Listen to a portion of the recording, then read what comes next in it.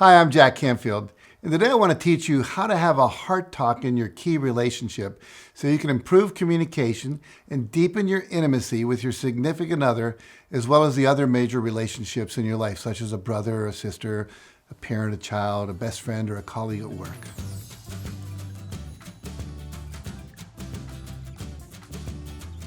As a reminder, make sure you click the subscribe button and the bell icon to get notifications when I release new videos.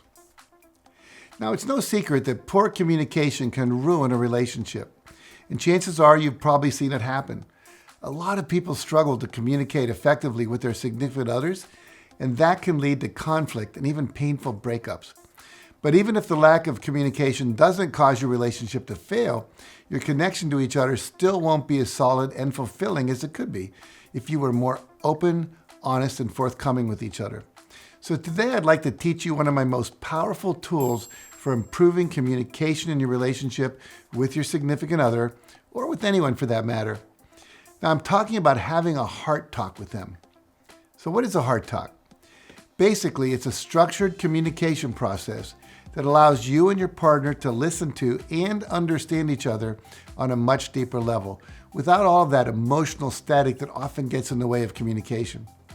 Now during a heart talk, there's no interruption, no rushing, no fear of condemnation.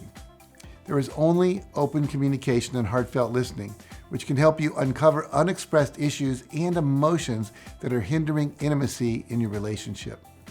So when should you have a heart talk? Well, for two people in a romantic relationship, a heart talk is useful anytime the relationship experiences a change or a significant amount of stress.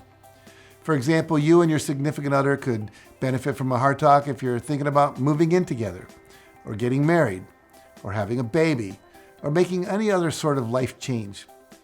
You can also benefit from a heart talk shortly after any of those events have taken place. Now, heart talks are also beneficial in times of conflict, or simply when you and your spouse want to build a deeper level of intimacy in your relationship. It's also a good idea to have a heart talk on a regular basis just to clear the air, say once a month or every 2 weeks. Now, during your first heart talk, it's important that both you and your partner understand the purpose of the process. Heart talks are designed to create a safe space without judgment, so both people can be involved in that discussion without any fear. And in some cases, you may uncover negative emotions that have been unexpressed, but overall, it is meant to be a constructive, positive experience.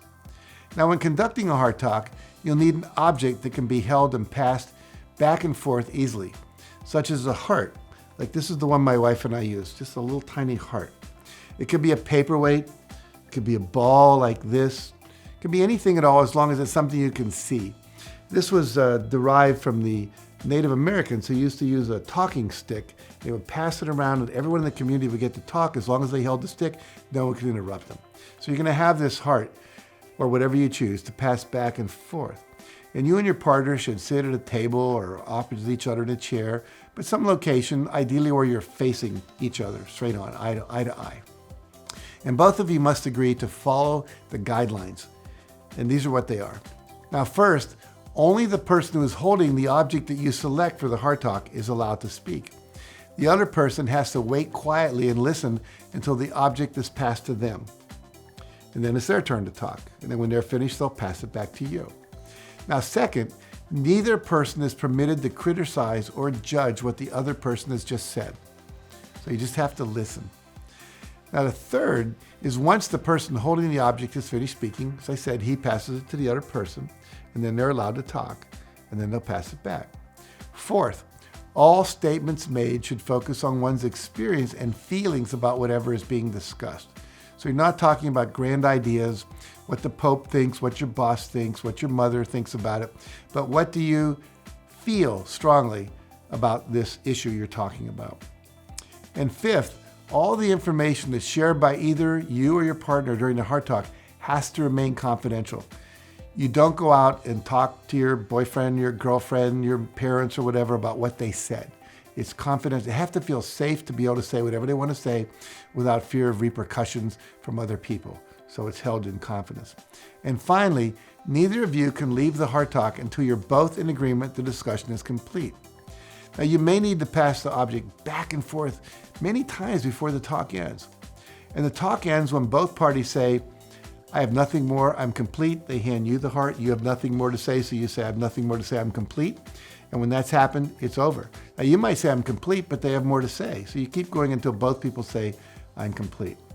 Now, before beginning your heart talk, make sure that both you and your partner have reviewed these guidelines and that you've agreed to them.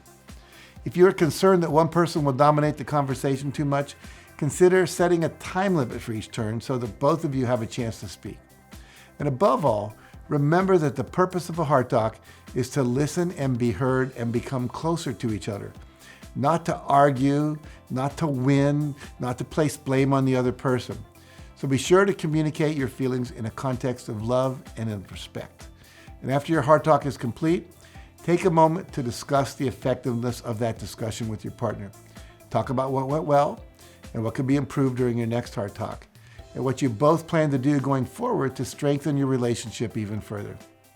Now, after you and your partner have a successful heart talk, you can expect the following results: a stronger connection or bond with your partner, and a better understanding of your partner's feelings and of yours, and then enhanced mutual respect, and improved ability to resolve conflicts with your partner in the future, better listening skills in future conversations, the resolution of old issues, and then fewer grudges or resentments toward your partner, and a deeper appreciation and sense of connection to the person you love.